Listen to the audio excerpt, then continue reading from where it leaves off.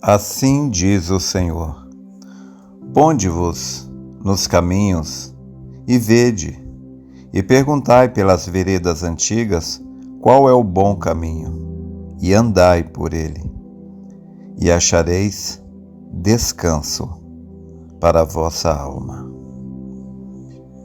Eu tomo o capítulo 6, o verso 16, do livro de Jeremias, para nossa meditação nesta manhã, sobre percorrer o caminho.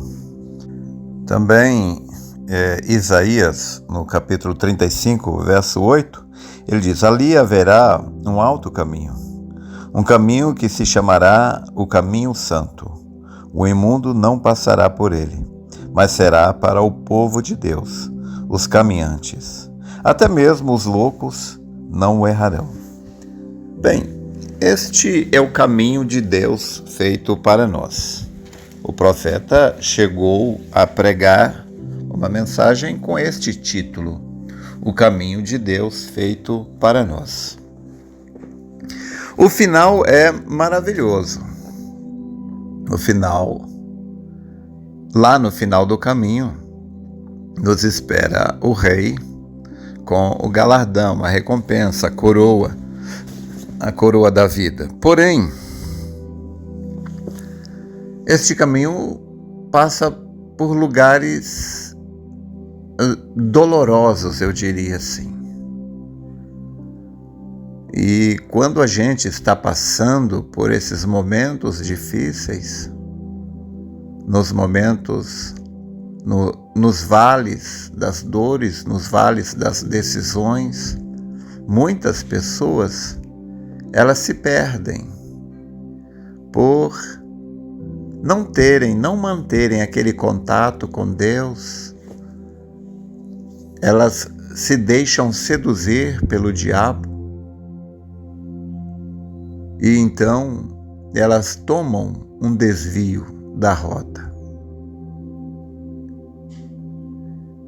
José, ele foi odiado pelos seus irmãos. Ele tinha um grande consolo, o amor do pai. Seu pai tinha José como seu filho preferido. José era especial, ele era diferente dos irmãos. E toda pessoa que ela é especial, que tem um dom de Deus, ela é invejada. Infelizmente, essa é uma grande verdade. E o diabo morre de inveja de um filho amado por Deus, uma pessoa que foi amada por Deus, principalmente se ele tiver um dom que ajuda as pessoas. Ele certamente será alvo de crítica, calúnia, toda espécie de ataques. Então, José, ele passou por um caminho muito difícil. Seus irmãos tinham inveja dele e o venderam como escravo. Pensa nisto. Que traição. Ser vendido pelos irmãos como escravo. E lá no Egito, ele ganhou o respeito, a consideração do seu proprietário, Potifar. E quando parecia que as coisas estavam se encaminhando, que ele era o chefe na casa de Potifar, então a mulher de Potifar o lançou na prisão, no cárcere. Então o que já era ruim ficou pior. Mas lá no cárcere, ele interpretou os sonhos do padeiro e copeiro de Faraó. E disse para o copeiro: dentro de 3 dias você será restaurado a sua posição. E para o padeiro disse: dentro de 3 dias você será enforcado. José não sabia que ele estava sendo um tipo de Jesus, porque Jesus também estaria diante de 2 homens. Um seria morto, perdido, né? Ladrão da esquerda. E o ladrão da direita seria salvo. Mas José não sabia disso. José não sabia que tudo aquilo que ele estava sofrendo ali no Egito, José não sabia que era um plano de Deus, porque haveria uma fome e ele salvaria o povo da fome, e que Deus visitaria Israel séculos depois para tirar Israel com mão forte através de Moisés e aquela coisa toda. Então, quando José estava lá na prisão, e aquilo foi muito difícil para ele. Mas chegou um dia quando José foi levantado a uma posição de glória. Se você permanecer no seu posto do dever, honrando a Deus, como José honrou, se você se mantiver no seu posto do dever, honrando a Deus, lembra do que Deus disse no capítulo 2 de 1 Samuel? Não lembro o versículo, mas Deus disse: aqueles que me honrarem, eu honrarei. Porém, aqueles que me desonrarem, eles serão destruídos. Então, José honrou a Deus e Deus honrou a José. E Deus colocou José no lugar mais poderoso do Egito. Acima dele havia apenas Faraó.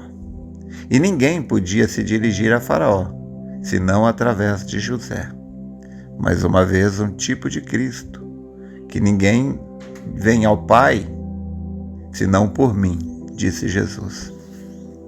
Mas para chegar lá é que é a coisa. Davi, ele matou um urso, ele matou um leão, ele matou a Golias, foi luta em cima de luta. E não foi nada fácil para Davi chegar àquela posição. E o pior de tudo é que depois ele teve Saul no seu encalço, ele foi perseguido. Esta é que foi a parte mais dolorosa para Davi. Matar Golias não foi tão difícil para Davi quanto foi difícil suportar a perseguição de Saul.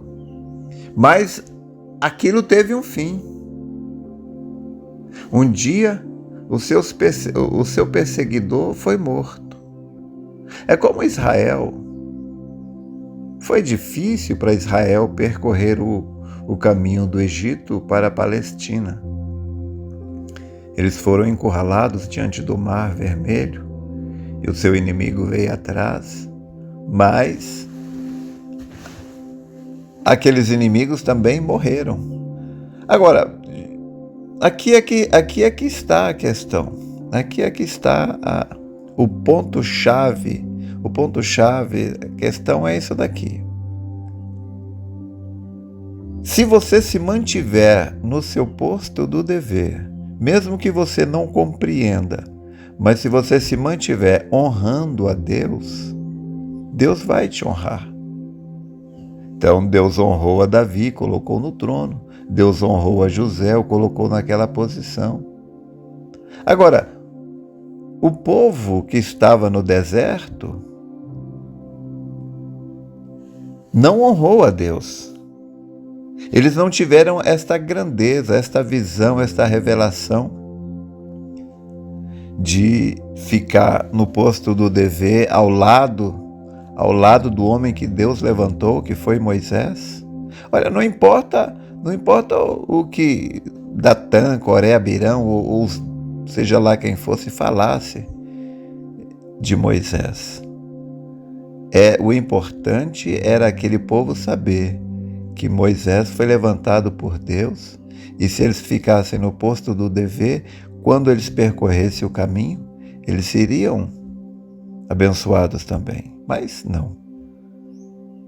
A maioria, quase todos, Eles murmuraram, morreram, foram para o inferno, que Jesus disse, e o profeta desta era também nos mostra.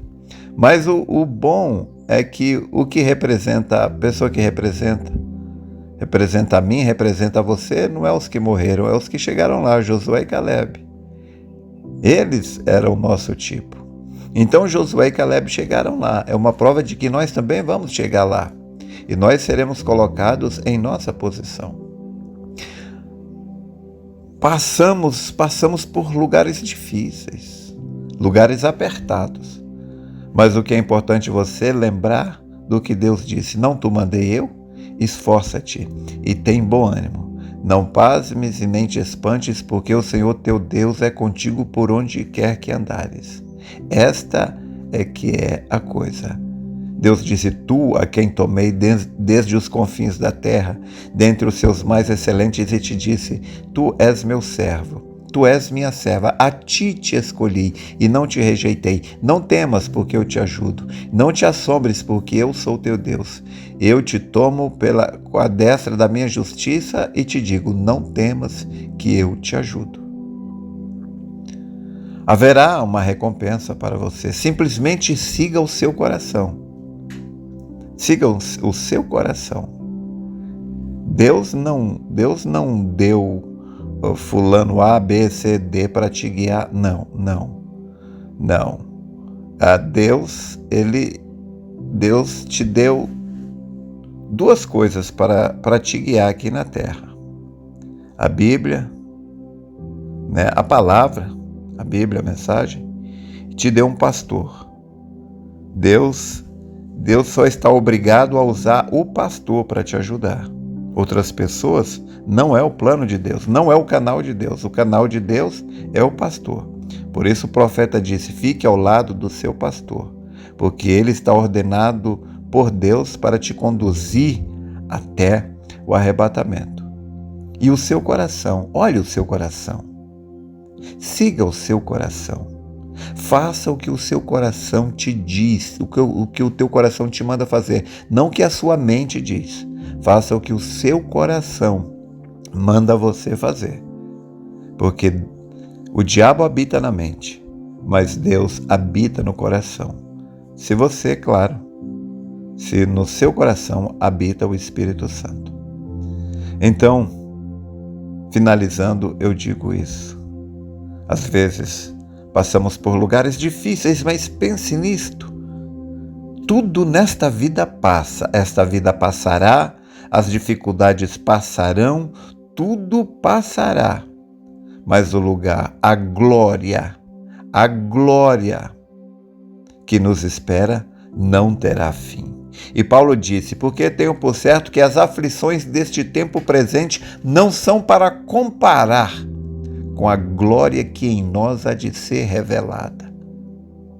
Paulo disse: o que o olho não viu, o ouvido não ouviu e não subiram ao coração do homem, são as coisas que Deus preparou para aqueles que o amam. Fique no seu posto do dever.